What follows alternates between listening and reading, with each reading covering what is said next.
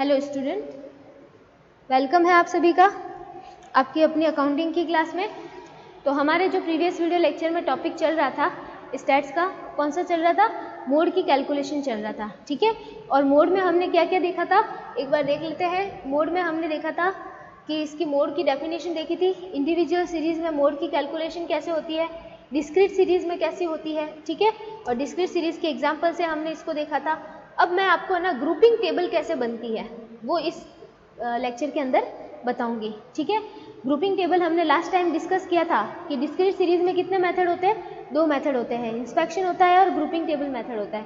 अब grouping table बनता कैसे है वो अभी हम इस लेक्चर के अंदर देखेंगे, ठीक है। तो देखिए ग्रुपिंग टेबल का जो फॉर्मेट होता है वो एक बार देख लीजिए आप।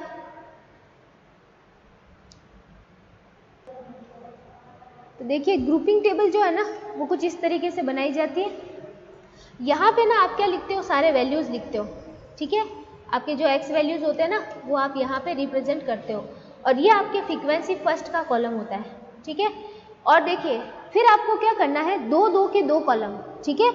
2 के क्या बनाने हैं, 2 कॉलम और 3 के 3 कॉलम बनाने हैं। ये आप देख रहे हैं जो कॉलम मैंने आपके सामने बने हुए, देखिए ये 2 के क्या है, 2 कॉलम और ये 3 के आपको 3 कॉलम बनाने हैं और लास्ट कॉलम आपके एनालिसिस का हो जाएगा, ठीक है। यहाँ पे आप एनालिसिस करोगे कि कौन सा वैल्यू सबसे ज़्यादा बार आया है। अब देखिए ये तो आपको पता है कि वैल्यू क्या होता है, ये आपकी सीरीज डिस्क्रीट सीरीज होती है ना, उसका जो एक्स वैल्यूज होते हैं वो यहाँ लिखते हो और यहाँ पे क्या लिखते हो, फ्रीक्वेंसी लिखते हो, ठीक है। ये तो आपके दोनों समझ में आ रहे हैं। अब आपको ये पता नहीं है कि इस पे नंबर क्यों लगे हैं, ठीक है, ये अभी बताएंगे।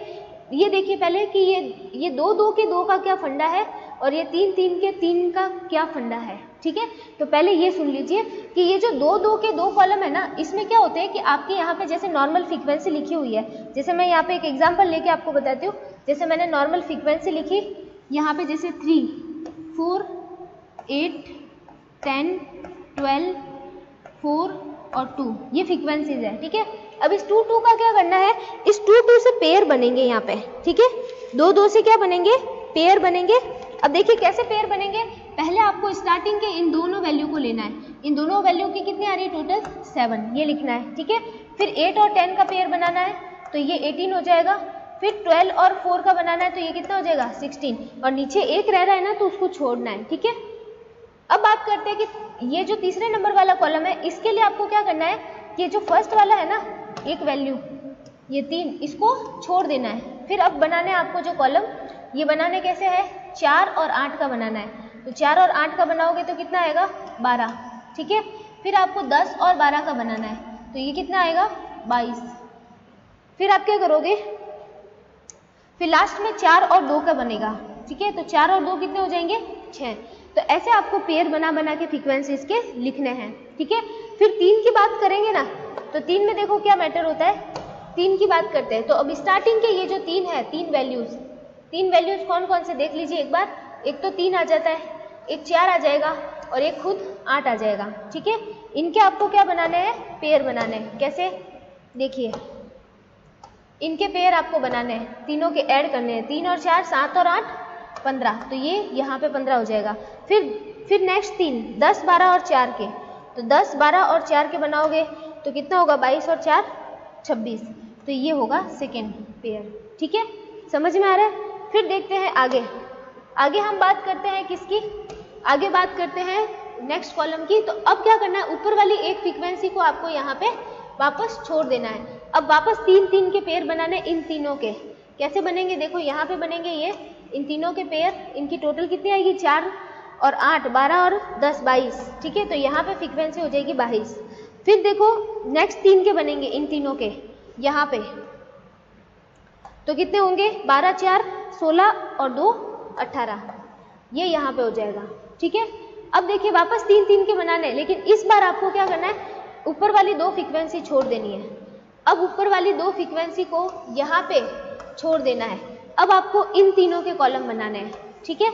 इन तीनों के कॉलम बनाओगे 8 10 और 12 के, तो 8 10 और 12 का कितना होगा टोटल, 18 और 12 30, ठीक है, ये आ जाएगा।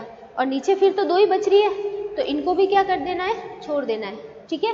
फिर एनालिसिस करना है आपको। कैसे एनालिसिस करोगे, एनालिसिस करना है कि सबसे ज़्यादा बार फ्रीक्वेंसी कौन सी रिपीट हुई है। तो देखिए फर्स्ट कॉलम की बात करते हैं। फर्स्ट कॉलम में सबसे ज़्यादा बड़ी फ्रीक्वेंसी कौन सी है, ठीक है। तो देखिए एक बार, अब ब्लैक यूज़ करते हैं, अब ध्यान से देखिएगा। फर्स्ट कॉलम में सबसे बड़ी फ्रीक्वेंसी कौन सी दिख रही है आपको, 12 दिख रही है, ठीक है, 12 दिख रही है आपको। तो यहाँ पे देखिए इसके सामने जो वैल्यू होगा ना उसके एनालिसिस होंगे। अब यहाँ पे 12 के सामने यहाँ पे हम क्या करेंगे,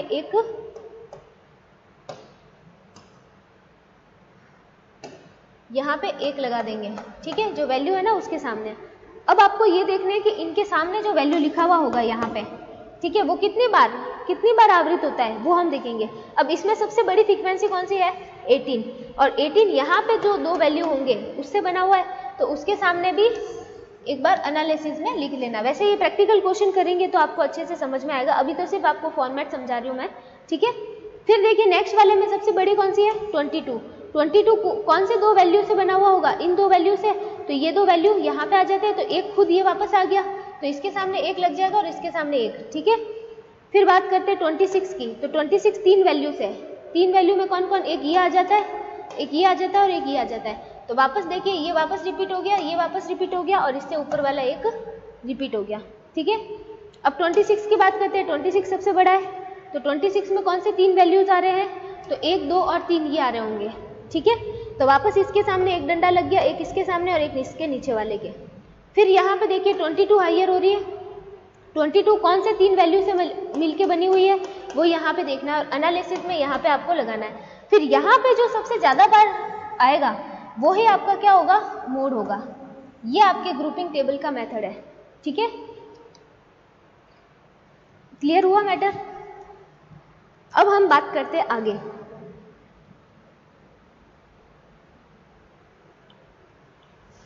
अब हम मोड की कैलकुलेशन की बात करते हैं कॉन्टिन्यूस में, ठीक है।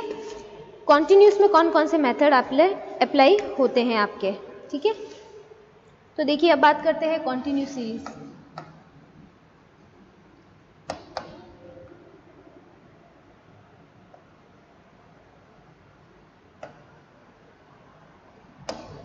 इसे हम कहते हैं सतत श्रेणी,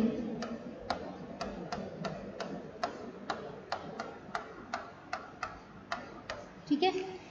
अब देखिए सतत श्रेणी में भी आपके पास कौन कौन से मेथड है। एक मेथड तो आपके पास में आ जाता है कौन सा, इंस्पेक्ट। इसमें देखिए इसमें आपको ना मोड का फॉर्मूला लगाना ही पड़ेगा, ठीक है। चाहे आप इंस्पेक्शन से करो चाहे कुछ भी मतलब उससे करो, ठीक है। तो पहले आपको क्या पता करना है, पहले आपको पता करना है क्या, मोड ग्रुप, ठीक है। फर्स्ट ऑफ ऑल आपको पता करना है मोड ग्रुप। तो यहाँ पे हमें लिखना पड़ेगा मोड ग्रुप। आपको क्या करना है, स्टेप फर्स्ट में आपको मोड ग्रुप का पता करना है, ठीक है। फिर स्टेप सेकेंड की बात करेंगे। स्टेप सेकेंड में आपको क्या करना है, calculation of mode.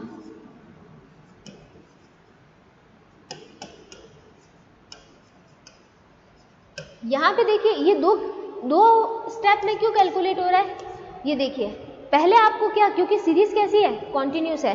Continuous series को तो आप जानते ही हो कैसी होती है दिखने में। ये देखिए 0 to 10, 10 to 20, 20 to 30, 30 to 40, ये सीरीज है आपकी। सपोजिवली इसके सामने इसकी फ्रीक्वेंसी 2, 1, 5 और 4 ऐसे हो।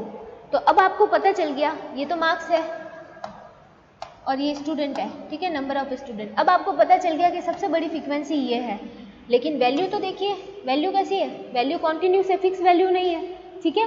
तो इसमें आपको थोड़ा सा मोड की कैलकुलेशन 2 स्टेप में करनी पड़ेगी। Step number first, find out the mode group, ठीक है। पहले मोड ग्रुप को फाइंड आउट कीजिए। फिर स्टेप नंबर सेकेंड में फिर हम कैलकुलेशन करेंगे मोड ग्रुप की, सॉरी मोड की, ठीक है। अब ये प्रश्न आता है कि मोड ग्रुप कैसे फाइंड आउट करें, ठीक है। मोड ग्रुप को हम कैसे फाइंड आउट करें, तो इसके लिए आपके पास 2 मेथड है। इसके लिए आपके पास क्या है, 2 मेथड है, ठीक है। 2 कौन कौन से मेथड है उसकी बात करते हैं। मेथड नंबर फर्स्ट आपके आ जाता है बाय इंस्पेक्शन।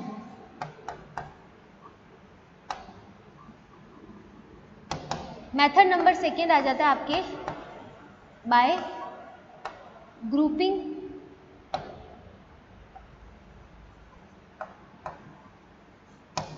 Table method.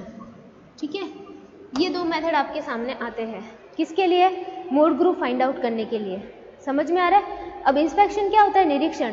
जैसे आपने सीरीज को देखा, जैसे यही सीरीज है आपके सामने, इसको आपने देखा, सबसे ज्यादा फ्रीक्वेंसी किसकी लग रही है? ये 5 लग रही है, तो 5 के सामने वाला ये जो ग्रुप है ये आपका कौन सा हो जाएगा? मोड ग्रुप हो जाएगा। और अगर फ्रीक्वेंसी क्या हो?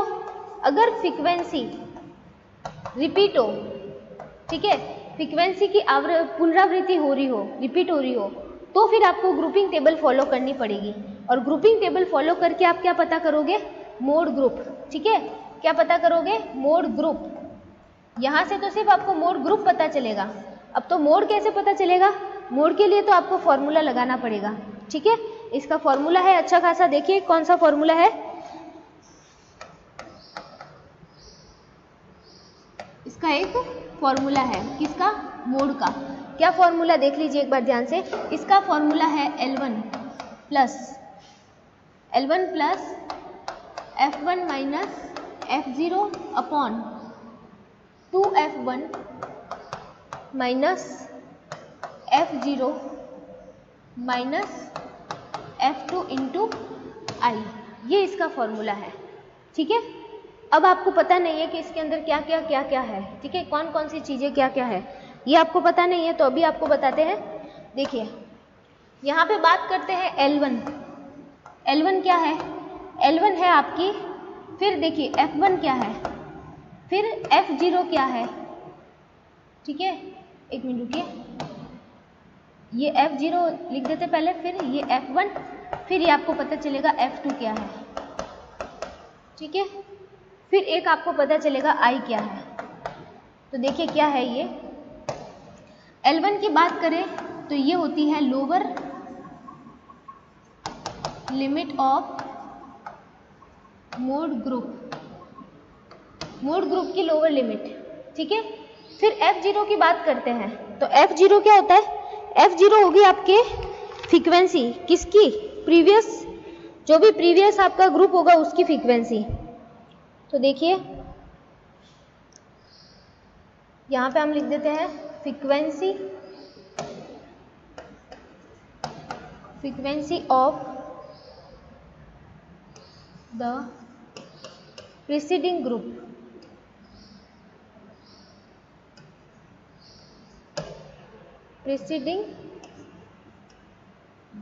प्रीसीडिंग ग्रुप का मतलब हमारा जो ग्रुप है मोड ग्रुप, उससे जस्ट पहले वाला जो ग्रुप होता है ना, उसका जो फ्रीक्वेंसी है वो।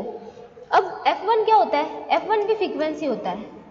ठीक है, F1 भी क्या होता है? फ्रीक्वेंसी होता है, लेकिन F1 फ्रीक्वेंसी किसका होता है? मोड ग्रुप का होता है, खुद का।